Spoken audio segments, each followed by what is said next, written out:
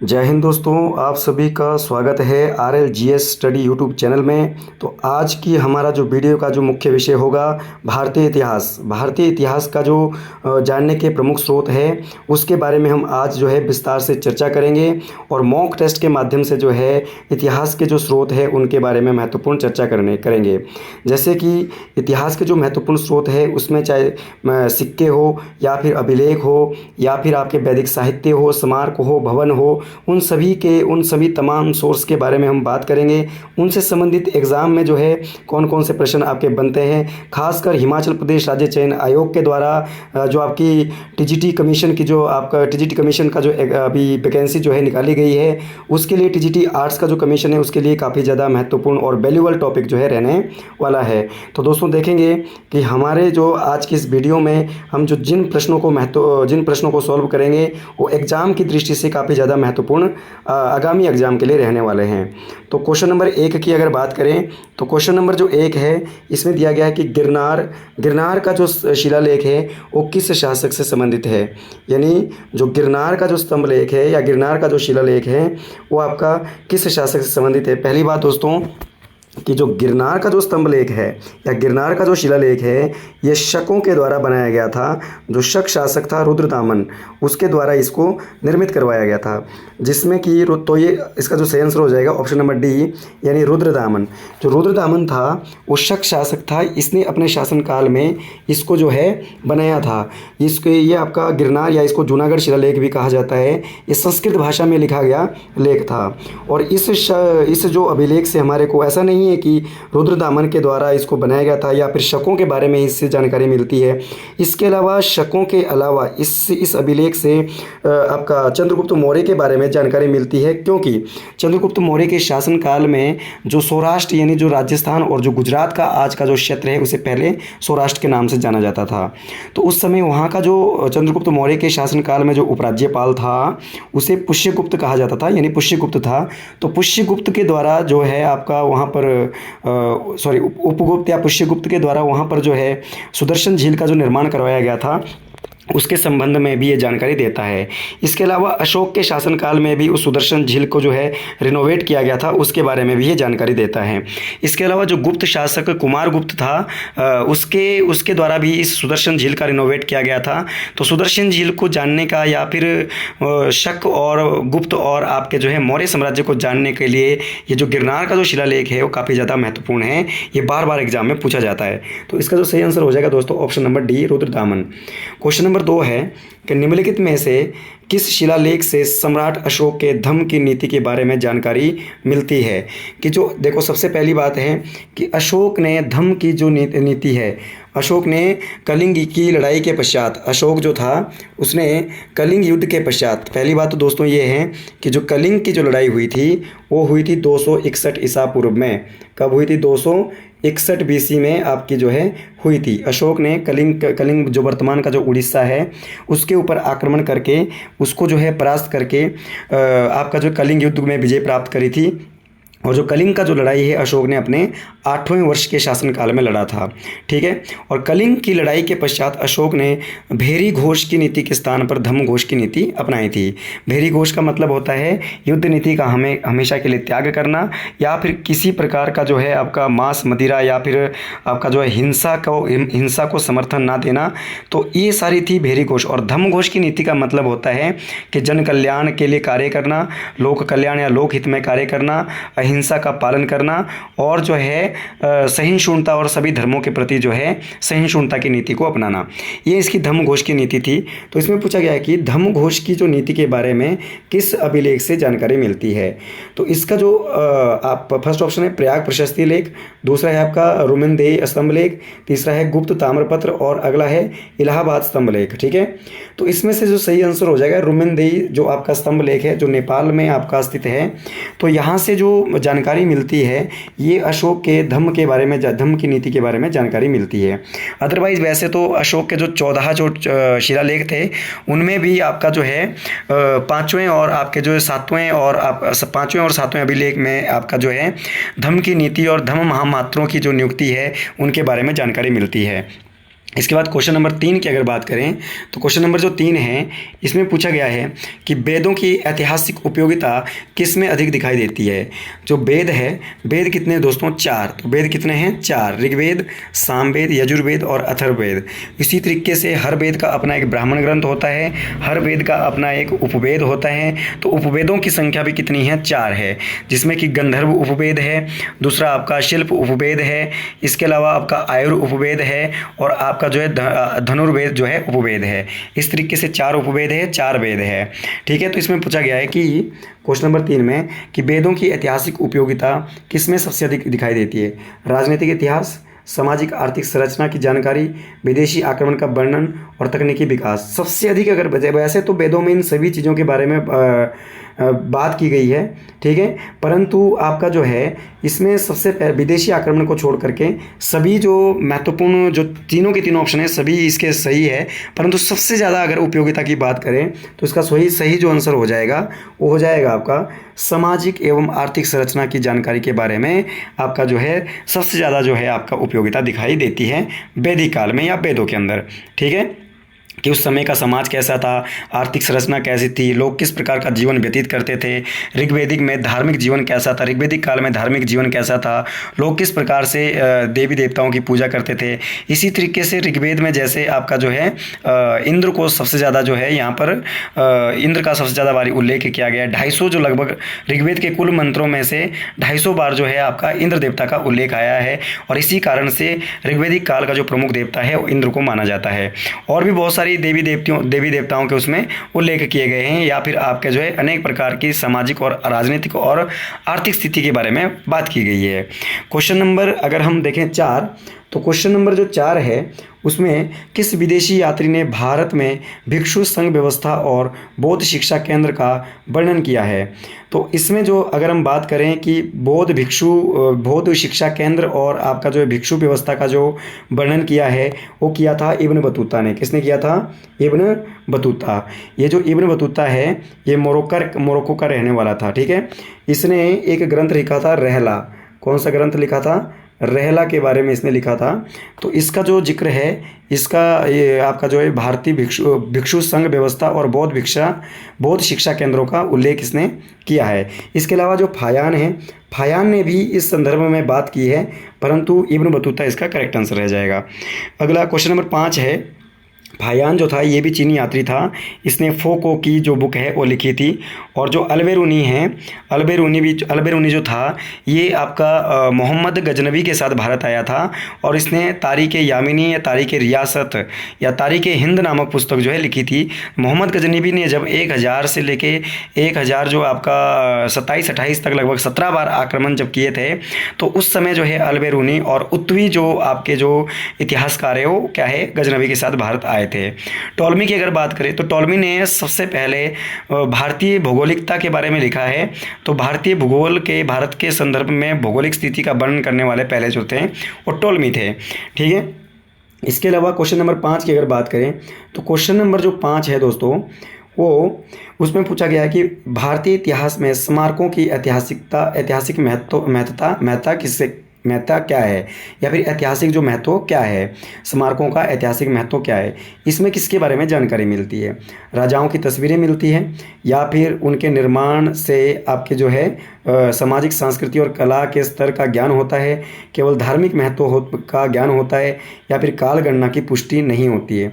तो सबसे ज़्यादा जो महत्व है स्मारकों का वो है उनके निर्माण का जो सिस्टमेटिक ढंग है, उस समय की सामाजिक जो संस्कृति कैसी थी और जो कला का जो स्तर है और उसके ज्ञान का जो स्तर है वो कैसा था, किस तरीके से उनको बजाया गया था, उनके ऊपर किस तरीके से नक्काशी की गई थी। ये सभी जो आपकी जो जानकारियाँ इतिहास की वो कहाँ से मिलती है? स्मारक और भवन निर्माण कला से मिलती है। तो इसका जो ऑप्शन है ऑप्शन नंबर 20 का करेक्ट आंसर हो जाएगा। तो दोस्तों अगर आपको वीडियो अच्छी लगी है तो चैनल को ज़रूर सब्सक्राइब करें, लाइक करें और शेयर ज़रूर करें।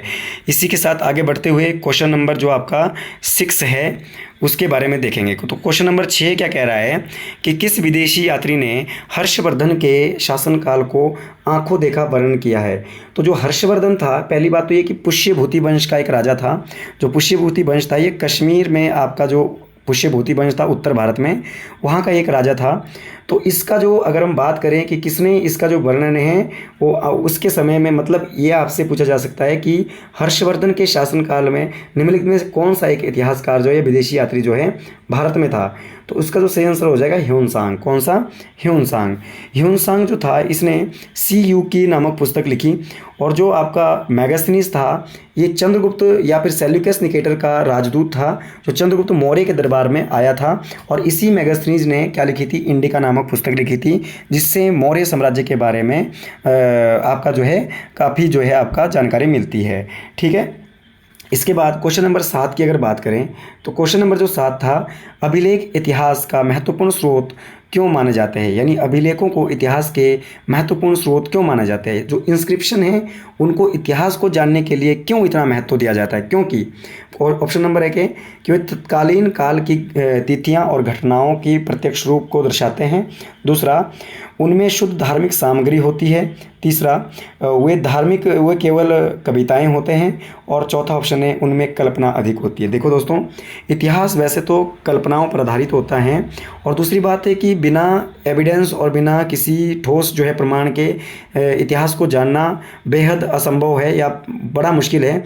इसीलिए संपूर्ण जो इतिहास जो है वो आपके प्राचीन साहित्यों और साक्ष्यों पर टिका होता है। फिर भी अभिलेखों की अगर बात करें तो अभिलेखों से हमें उस काल की स्थिति, उस काल की तिथियां और उस काल की घटनाओं के बारे में जो है सबसे ज़्यादा जानकारी मिलती है। तो इसका करेक्ट आंसर हो जाएगा ऑप्शन नंबर ए। अगला क्वेश्चन नंबर 8 कि मैगस्थनीज का ग्रंथ इंडिका विशेषकर किस विषय से जुड़ा है। ऊपर वाले क्वेश्चन में मैंने आपको बताया था कि जो मैगस्थनीज की तो इंडिका थी वो जब वो आपका क्या है भारत की यात्रा पर आया था, उस समय मगध में चंद्रगुप्त मौर्य का शासनकाल चल रहा था। और जो यूनानी शासक था सेल्यूकस निकेटर, जो कि सिकंदर का उत्तराधिकारी था, उसने उसको अपना राजदूत बनाकर भारत भेजा था।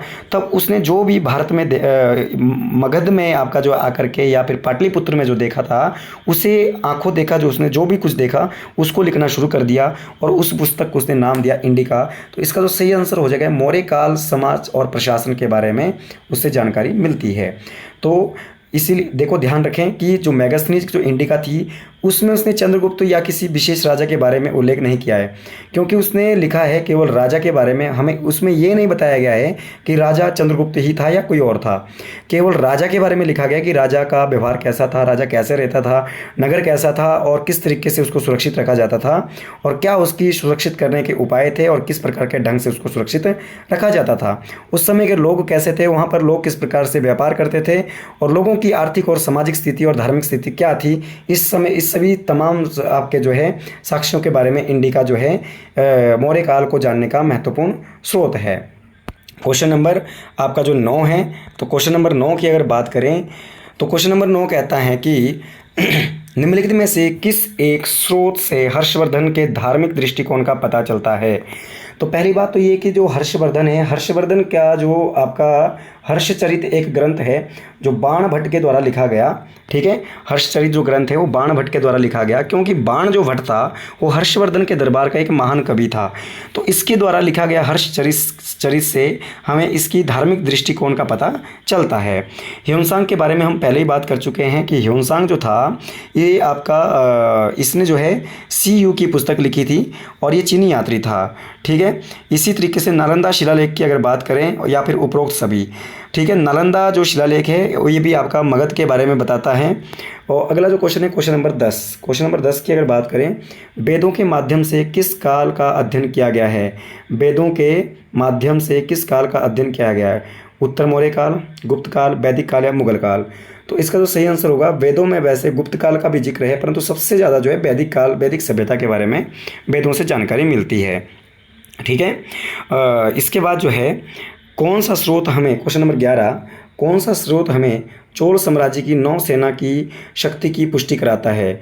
तो इसमें जो आपका आ जाएगा तो जो नौसेना है उसमें जो आपका तंजावुर का जो मंदिर लेख है, तंजावुर का जो मंदिर है जो राष्ट्रकूटों के द्वारा बनाया गया था, राष्ट्रकूट शासकों के द्वारा बनाया गया था। इस समय चोर चेल पांडे जो संगम वंश के जो 3 जो राजवंश थे, चेर चोल और पांडे, उनके बारे में, उनकी जो नौसेना है या फिर उनका जो सामाजिक स्थिति और उनका जो प्रशासनिक जो व्यवस्थाएं हैं उनके बारे में जानकारी मिलती है। ठीक है, क्वेश्चन नंबर अगर 11 की बात करें तो इसका जो सही आंसर हो जाएगा option number B. Question number इसी तरीके से क्वेश्चन नंबर 12, तो क्वेश्चन नंबर 12 में जो दिया गया है, किस अभिलेख से समुद्रगुप्त की दक्षिण भारत विजय का उल्लेख किया गया है। तो पहली बात तो जो समुद्रगुप्त था इसे भारत का नेपोलियन भी कहा जाता है, भारत का नेपोलियन भी कहा जाता है।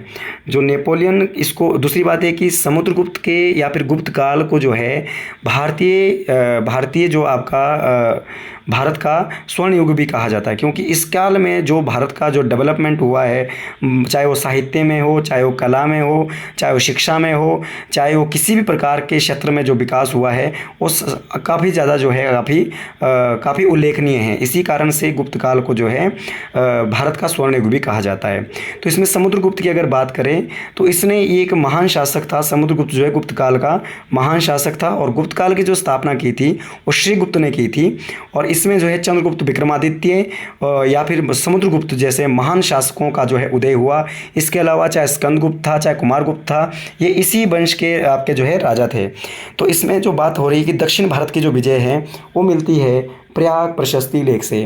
प्रयाग प्रशस्ति जो लेख है ये इलाहाबाद के अंदर है, जिसको समुद्रगुप्त का जो मंत्री था वो हरिसेन, ठीक है, हरिसेन के द्वारा ये लिखा गया था। ठीक है, हरिसेन के द्वारा इसको लिखा गया था।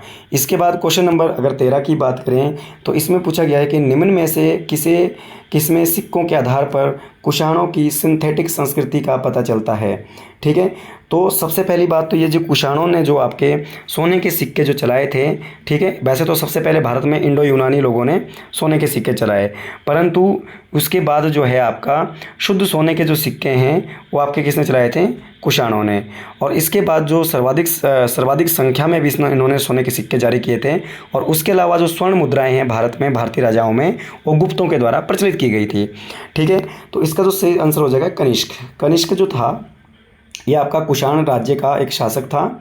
ठीक है, तो कुषाणों की जो स्वर्ण मुद्राएं हैं वहाँ से क्या है, हमें कुषाणों की जो सिंथेटिक जो संस्कृति है उसके बारे में पता चलता है। क्वेश्चन नंबर 14 में बोला गया है कि निम्नलिखित में से किस ग्रंथ को वैदिक युग का कानूनी स्रोत के रूप में देखा जाता है। तो इसका जो सही आंसर हो जाएगा मनुस्मृति। मनु जो स्मृति है ये प्राचीन जो आपके कानून होते थे, प्राचीन कानूनों का एक संग्रह है, जिसमें प्राचीन काल में दंड व्यवस्था जो है या फिर आपके दंड और व्यवस्थाओं से संबंधित जो है प्रावधान आपके लिखे गए हैं। तो इसकी जो रचना है महाराज मनु ने की थी। और दूसरी बात ये कि पूरे भारत में महाराज मनु का जो मंदिर है हिमाचल प्रदेश के अंदर, और हिमाचल प्रदेश के ज़िला कुल्लू और कुल्लू के सांसर के अंदर है। ये आपका पूरे भारत में एक ही मंदिर है। ठीक है, तो जो मनुस्मृति है इसे प्राचीन काल में कानूनी स्रोत का प्रमुख जो है सोर्स माना जाता है। तो ये भी आपने बात ध्यान रख लेनी है। दूसरी बात ये है कि जो मनुस्मृति थे, जो महाराज मनु थे, उन्हें विश्व का पहला कानूनदाता भी कहा जाता है। ठीक है, तो क्वेश्चन नंबर 14 का सही आंसर हो जाएगा option number C, Manusmriti. Question number 15 की अगर बात करें तो निम्नलिखित में से कौन सा साक्ष्य पुरातात्विक और साहित्य स्रोतों के बीच की कड़ी का काम करता है। तो कौन सा ऐसा जो है स्रोत है या कौन सा ऐसा साक्ष्य है जो पुरातात्विक साहित्य और आपका जो स्रोतों के बीच में कड़ी का काम करता है। तो इसमें सही आंसर हो जाएगा बौद्ध जातक। तो जो 200 जातक कथाएं हैं उनकी संख्या कुल 549 थी, जिसमें महात्मा बुद्ध के प्राचीन पूर्व जन्मों के बारे में व्याख्यान किया गया है या फिर उल्लेख किया गया है। राजतरंगिणी जो है वो कल्हण के द्वारा लिखी गई थी, जिसमें हमें कश्मीर के इतिहास के बारे में जानकारी मिलती है। क्वेश्चन नंबर 16 की अगर बात करें तो क्वेश्चन नंबर 16, किस विदेशी यात्री ने कहा था कि भारत में राजा की न्याय प्रणाली कठोर थी किंतु त्वरित थी। तो इसका सही आंसर हो जाएगा भाई इब्न बतूता। इब्न बतूता जो था ये फिरोज़ शाह तुगलक मोहम्मद बिन तुगलक का एक मोहम्मद बिन तुगलक के दरबार में रहने वाला एक प्रमुख जो है यात्री था। और इसको इब्न बतूता को जो है फिर मोहम्मद बिन तुगलक ने जो है अपना राजदूत बनाकर चीन भेजा था। लगभग 1342 की बात है। तो 1342 में मोहम्मद बिन जो तुगलक था उसने उसे अपना राजदूत बनाकर चीन के शासक तोगन तिमूर के दरबार में राजदूत बनाकर भेजा था। और इसी इब्न बतूता ने जो है रहला नामक ग्रंथ की भी रचना की थी। ठीक है, तो ये भी आपने। और दूसरी बात है कि इस इब्न बतूता को इसने अपना काजी भी नियुक्त किया था। ठीक है, तो प्रश्न भी आ जाता है कि निम्नलिखित में कौन सा दिल्ली का सुल्तान था जिसने इब्न बतूता को अपना काजी नियुक्त किया था? तो वो था मोहम्मद बिन तुगलक, जिसे कि इतिहास में पढ़ा लिखा मूर्ख शासक के नाम से जाना जाता था। ठीक है, जो गयासुद्दीन तुगलक का उत्तराधिकारी और आपका जो है फिरोज शाह तुगलक से पहले जो है आपका शासक था। ये दिल्ली का एक सुल्तान था, तुगलक वंश से संबंधित था। ठीक है, इसके बाद अगर बात करें क्वेश्चन नंबर 17 की, तो किस शासक के अभिलेख में धम्म महामात्र जैसे प्रशासनिक पदों का उल्लेख है? तो जैसा कि मैंने अभी आपको बताया था कि अशोक ने धम्म महामात्र धम्म की नीति को अपनाया था, भेरी घोष की नीति को छोड़ करके। तो धम्म महामात्र जो थे उसमें महिलाएं भी थी, पुरुष भी थे। तो उनकी जो नियुक्ति का जो प्रावधान है अशोक ने अपने 5वें शिलालेख में किया है, जो कि तो इसका जो सही आंसर हो जाएगा अशोक, क्योंकि अशोक के अभिलेखों में धम्म महामात्रों या फिर धम्म का प्रचार करने के लिए आपकी या धम्म की नीति का प्रचार प्रसार करने के लिए धम्म महामात्रों की नियुक्ति की गई है। इसीलिए अशोक ने बौद्ध धर्म के प्रचार प्रसार करने के लिए अनेक जो प्रचारक है अनेक स्थानों पर आपके जो है भेजे थे, जिसमें से कि महेंद्र और संघमित्रा का नाम प्रमुख है। जो महेंद्र और संघमित्रा थी वो अशोक की एक संघमित्रा पुत्री थी और महेंद्र क्या था? पुत्र था। इनको जो है बौद्ध धर्म का प्रचार करने के लिए इन्होंने श्रीलंका में भेजा था। ठीक है, इसी तरीके से क्वेश्चन नंबर 18 जो है, क्वेश्चन नंबर 18 की अगर बात करें तो क्वेश्चन नंबर 18 में क्या पूछा गया है कि निम्नलिखित में से किस शिलालेख से ये पता चलता है कि अशोक ने बौद्ध धर्म को राज्य धर्म की तरह प्रचारित किया था? तो इसमें जो सही आंसर आ जाएगा वो आपका पहला ऑप्शन है आपका मास्की शिलालेख, दूसरा है इलाहाबाद स्तंभलेख, तीसरा एरन और चौथा मथुरा। तो पहली बात तो जो मास्की का शिलालेख है इसमें अशोक का नाम जो है अशोक दिया गया है। मास्की है, निट्टूर है और उदयगोलम का जो शिलालेख है और गुर्जर का अभिलेख है। ये तीन चार अभिलेख ऐसे अभिलेख हैं। कौन कौन से बोले मैंने? सबसे पहला मास्की, दूसरा गुर्जर, तीसरा निट्टूर और चौथा आपका उदयगोलम। ये 4 अभिलेख ऐसे हैं जिसमें अशोक को अशोक के नाम से संबोधित किया गया है और बाकी जितने भी अन्य अभिलेख हैं इनके अशोक के, उन्हें उस अशोक को उसमें प्रियदर्शी के नाम से या फिर देवान प्रिय के नाम से जो है उल्लेखित किया गया है। तो इसका जो सही आंसर हो जाएगा इलाहाबाद स्तंभलेख। जो इलाहाबाद का जो स्तंभलेख अशोक ने बनाया उसमें उन्होंने बौद्ध धर्म को राज्य धर्म घोषित करने का या फिर उसको प्रचारित करने की जो है बात की थी या राज्याज्ञा जारी की थी। ये था क्वेश्चन नंबर 18। ठीक है, तो इसका सही आंसर हो जाएगा इलाहाबाद। क्वेश्चन नंबर 19 की अगर बात करें, किस साहित्य स्रोत से कुरु पांचाल क्षेत्र की राजनीति स्थिति का विस्तृत वर्णन किया गया है? कुरु जो जनपद था और पांचाल जो जनपद था, ठीक है, जो 16 महाजनपद थे उनमें से कुरु या फिर पांचाल जो जनपद था वो भी एक था। उसकी राजनीतिक स्थिति और आपका जो है उसका जो विस्तार के से जो वर्णन किया गया है वो महाभारत में किया गया है। कहाँ पर किया गया है? महाभारत। और महाभारत अपने आप में एक दुनिया का सबसे बड़ा या विश्व का सबसे बड़ा महाकाव्य है, जिसकी रचना जो है महर्षि वेद व्यास के द्वारा की गई थी और इसमें लगभग 1 लाख से अधिक श्लोक है। इसको जो है जब इसमें पहले आपका जो है 24,000 श्लोक थे तब इसे जय संहिता के नाम से भी जाना जाता था, परंतु अभी इसमें 1 लाख से अधिक श्लोक हो चुके हैं तो इसे महाभारत का नाम दिया गया है। ठीक है, इसका जो मुख्य आधार है वो आपका कौरव और पांडव का जो है युद्ध है। ठीक है, उसमें जो है आपका कौरव और पांडवों का जो युद्ध है वो उसका मुख्य आधार है। और दूसरी बात कि जो श्रीमद् भागवत जो पुराण है वो भी महाकाव्य महाभारत का ही एक क्या है हिस्सा है। और जो आपका ध्यान रखना, जो आपका गीता आपका श्रीमद् भागवत जो है वो महाभारत के भीष्म जो आपका वो है क्या बोलते हैं भीष्म जो आपका पर्व है, कुल 18 पर्व उसमें दिए गए हैं और उसमें से जो भीष्म जो पर्व है उस पर्व का श्रीमद् भागवत गीता जो है आपका भाग है। तो प्रश्न भी पूछा जाता है कि श्रीमद् भागवत गीता महाभारत के किस पर्व का हिस्सा है या किस पर्व का भाग है, तो भीष्म पर्व। ठीक है, तो ये आपने ध्यान रखना। मनुस्मृति एक धर्म आपका कानूनी ग्रंथ है। अथर्ववेद एक वेद है और उपनिषदों की कुल संख्या 108 है। उपनिषदों को वेदों के अंत में लिखा गया, इसीलिए इसे वेदांत भी कहा जाता है। इसलिए अगर कभी आपसे क्वेश्चन पूछा जाए कि वेदांत किसे कहते हैं, तो आप उपनिषद ही बोल लीजिएगा, या तो फिर उपनिषदों को वेदांत कहते हैं या वेदांतों को उपनिषद कहते हैं, जिनकी कुल संख्या 108 है। आई होप आपको ये वीडियो अच्छी लगी होगी। तो भाई अगर आपको वीडियो अच्छी लगी है तो चैनल को जरूर सब्सक्राइब कर लीजिएगा और शेयर करना मत भूलिएगा। चलिए क्वेश्चन नंबर 20 की अगर बात करें, क्वेश्चन नंबर जो 20 है उसमें बोला गया है कि बौद्ध जो जातक कथाएं मुख्यतः किस दृष्टिकोण और ऐतिहासिक रूप से महत्वपूर्ण हैं। ये जो आपकी ऐतिहासिक जो आपका इनका जो दृष्टिकोण है वो किस प्रकार से है कि इसमें सामाजिक और आर्थिक जीवन की जानकारी मिलती है। ठीक है, तत्कालीन जीवन। दूसरी बात तो ये, पहली बात ये भी है कि जो इसमें महात्मा बुद्ध के जो पुनर्जन्म है इसके बारे में भी ये बात की गई है, और उस समय तत्कालीन जो आपकी सामाजिक, आर्थिक और राजनीतिक जीवन के बारे में लोगों का उल्लेख इसमें किया गया। तो सही आंसर हो जाएगा question option number B. Question number 21 की अगर बात करें तो क्वेश्चन नंबर 21 जो है, सॉरी क्वेश्चन नंबर 24 जो है, क्वेश्चन नंबर 24 में मुख्यतः कि कौन सा ग्रंथ द्वितीयक साहित्य स्रोत का उदाहरण है। द्वितीयक साहित्य स्रोत का उदाहरण है तो महावंश। कौन सा? महावंश। जो महावंश है, दीपवंश और महावंश, ये आपके प्रमुख जो बौद्ध और जैन ग्रंथ है, जिनमें जो मुख्यतः प्रथम शताब्दी ईसा पूर्व में लिखे गए थे, और श्रीलंका के बारे में इनमें महत्वपूर्ण जो उल्लेख आपका मिलता है, या फिर जैन और बौद्ध धर्म की महत्वपूर्ण जो है जानकारियाँ यहाँ से मिलती है। ठीक है। दूसरा क्वेश्चन नंबर 25 की अगर बात करें, मौर्य प्रशासन की जानकारी किस विदेशी लेखक से प्राप्त होती है, तो इसका जो सही आंसर हो जाएगा वो हो जाएगा आपका मेगास्थनीज, क्योंकि मेगास्थनीज की जो इंडिका है वो काफ़ी महत्वपूर्ण स्रोत है मौर्य काल को जानने का, जो कि आपका जो है किसने लिखा था, इंडिका जो मेगास्थनीज ने लिखी थी, और मेगास्थनीज सेल्यूकस निकेटर का राजदूत था।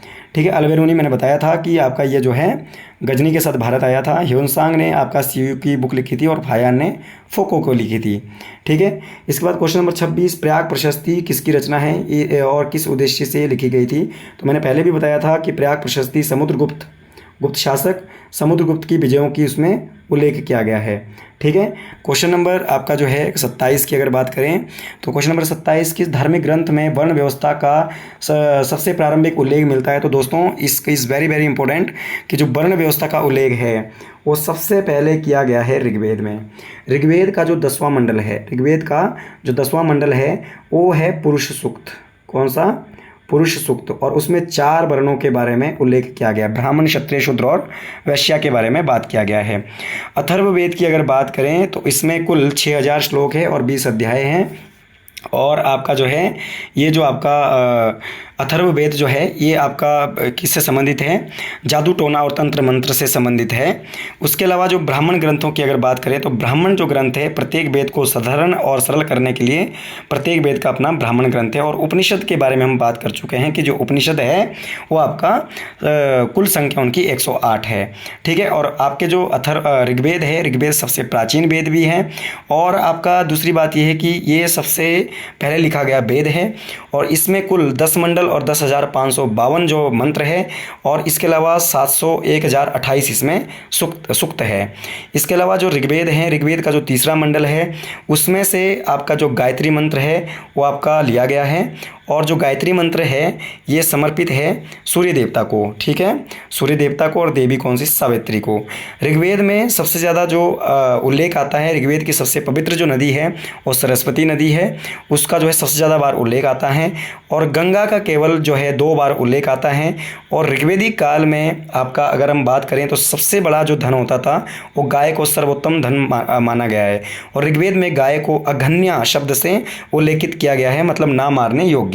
ठीक है। तो गाय को सबसे जो उत्तम धन है वो माना गया है गोधन। ठीक है। हाँ जी। इसके बाद ऋग्वेद में 8 प्रकार के विवाह की बात की गई है, 16 प्रकार के संस्कारों की बात की गई है।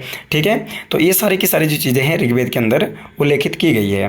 क्वेश्चन नंबर 28 की अगर बात करें तो भाई 27 का जो सेंस हो रहा है ऋग्वेद। ठीक है, 28 की अगर बात करें कि निम्नलिखित में कौन सा स्मारक गुप्तकालीन स्थापत्य का उदाहरण है, तो जो सांची का स्तूप है वो आपका बनाया था अशोक ने। भीतरी गुफा जो आपका मंदिर है या भीतरी गुफा जो लेक है वो उड़ीसा में नहीं है दोस्तों, वो कहाँ है, वो उत्तर प्रदेश के इलाहाबाद में है। ये उत्तर प्रदेश के जो आपका इलाहाबाद का जो एरिया है वहाँ पर है, स्कंदगुप्त ने बनाया था। और आपका जो महाबली जो पुरम है वो आपका पल्लव शासकों ने बनाया था, नरसिंह प्रथम और नरसिंह द्वितीय के द्वारा ये महाबलीपुरम का जो मंदिर है वो बनाया गया था, रथ मंदिर। और अगर यहाँ पर ये बात करें क्वेश्चन का सही आंसर की तो ये आ जाएगा 10 अवतार मंदिर। ये आपका देवगढ़ में स्थित है, भगवान विष्णु के यहाँ पर 10 अवतारों की चर्चा की गई है। ठीक है, इसी तरीके से क्वेश्चन नंबर 29 की अगर बात करें तो क्वेश्चन नंबर 29 कहता है कि अभिलेखों की उपयोगिता क्या है, मतलब अभिलेख क्या है, किसके लिए उपयोगी माने जाते हैं। पौराणिक व्याख्यानों का या फिर आख्यानों का विस्तार, शासकीय निर्णयों या फिर तिथियों का प्रमाणिक विवरण, इसमें केवल साहित्यिक शैली दिखाई गई है, धार्मिक आस्थाओं का प्रचार किया गया है। तो इसमें जो है इसका जो मुख्यतः जो उल्लेख है या फिर इसके जो महत्वपूर्ण जो महत्व है इसका अभिलेखों का, शासक के निर्णय और तिथियों का प्रमाण जो है इससे मिलता है अभिलेखों से, कि किस शासक ने कौन सी राजआज्ञा जारी की थी और किस तिथि में उसने कौन सा कार्य किया था। तो ये क्वेश्चन नंबर 29 था। एंड देन आपका जो नेक्स्ट है क्वेश्चन नंबर 30, यानी आज के लिए लास्ट जो क्वेश्चन रहेगा वो आपका क्वेश्चन नंबर 30 की अगर बात करें तो क्वेश्चन नंबर जो 30 है उसमें कहा गया है कि किस स्रोत से ये प्रमाणित किया गया है कि प्राचीन भारत में व्यापार के लिए समुद्री मार्गों का उपयोग होता था।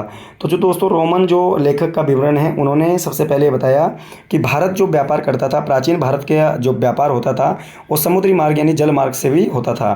ठीक है, तो ये था आपका जो है ऐतिहासिक स्रोत से संबंधित महत्वपूर्ण प्रश्न। आई होप इसमें से काफ़ी ज़्यादा आपको जानकारी, बहुत सारी चीज़ें आपको देखने को मिली होगी। तो आप चैनल को सब्सक्राइब कर लीजिएगा, शेयर कर लीजिएगा और लाइक ज़रूर कर लीजिएगा। यदि आपका कोई किसी प्रकार का कोई डाउट रहता है तो कमेंट बॉक्स में ज़रूर बताइएगा, ताकि आपकी जो समस्या है उसका समाधान यहाँ पर किया जा सके। तो इसी के साथ वीडियो को एंड करते हुए जय हिंद, जय भारत, जय हिमाचल।